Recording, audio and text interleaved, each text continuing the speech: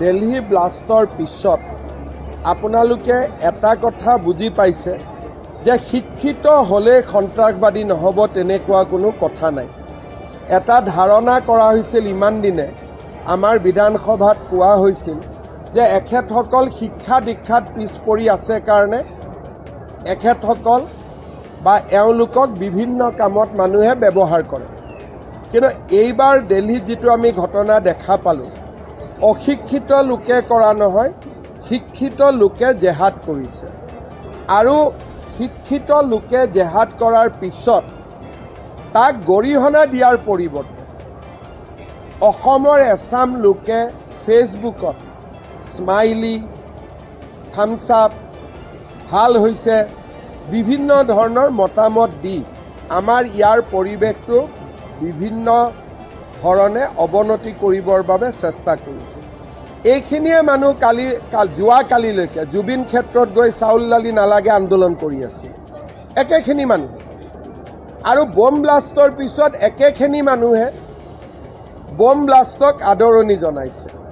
কামৰূপ জিলাত আমি 5 গৰাকীক, তামোলপুৰত 1 গৰাকীক, কাৰ্বি আলঙত 1 গৰাকীক, শোণিতপুৰত 2 গৰাকী, গোলাঘাটত 2 গৰাকী, বঙাইগাঁৱত 3 গৰাকী, গোৱালপাৰাত 2 গৰাকী, বৰপেটাত 4 গৰাকী, কাছাৰত 1 গৰাকী, নলবাৰীত 3 গৰাকী, হোজাইত 2 গৰাকী, বাক্সাত 1 গৰাকী, দৰঙত 3 গৰাকী, যোৰহাটত 1 গৰাকী, সাউথ চালমাৰাত 2 গৰাকী আৰু কামৰূপ মহানগৰত 1 গৰাকী। এই মানুহখিনিক আমি আইডেণ্টিফাই কৰিছোঁ।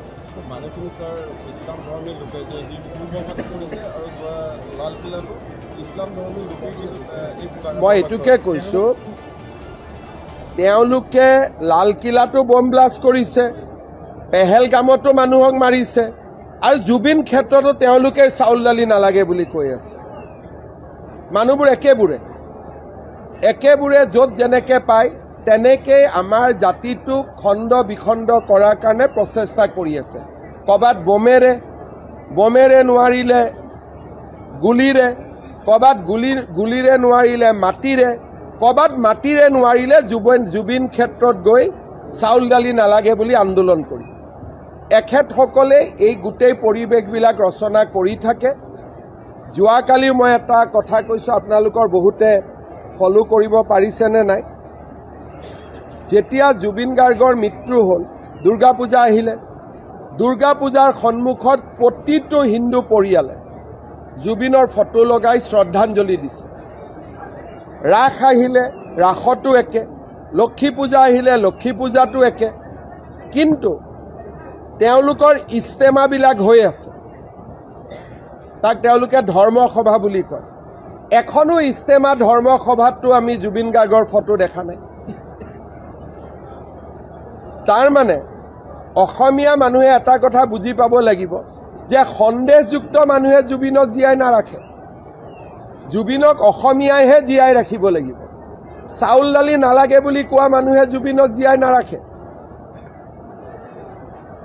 আৰু এই যিসকলে ছ'চিয়েল মিডিয়াত বম ব্লাষ্টক আদৰণি জনাইছে, তেওঁলোকক চৰকাৰে গ্ৰেপ্তাৰ কৰিব, তেওঁলোকৰ লিংকবিলাক চাব।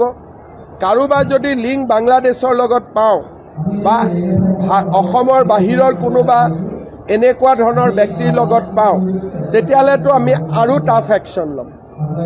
এতিয়া বহুতে ভয়তে ডিলিট কৰি আছে, কিন্তু ডিলিট কৰিলেও স্ক্ৰীনশ্বটবিলাক আমাৰ লগত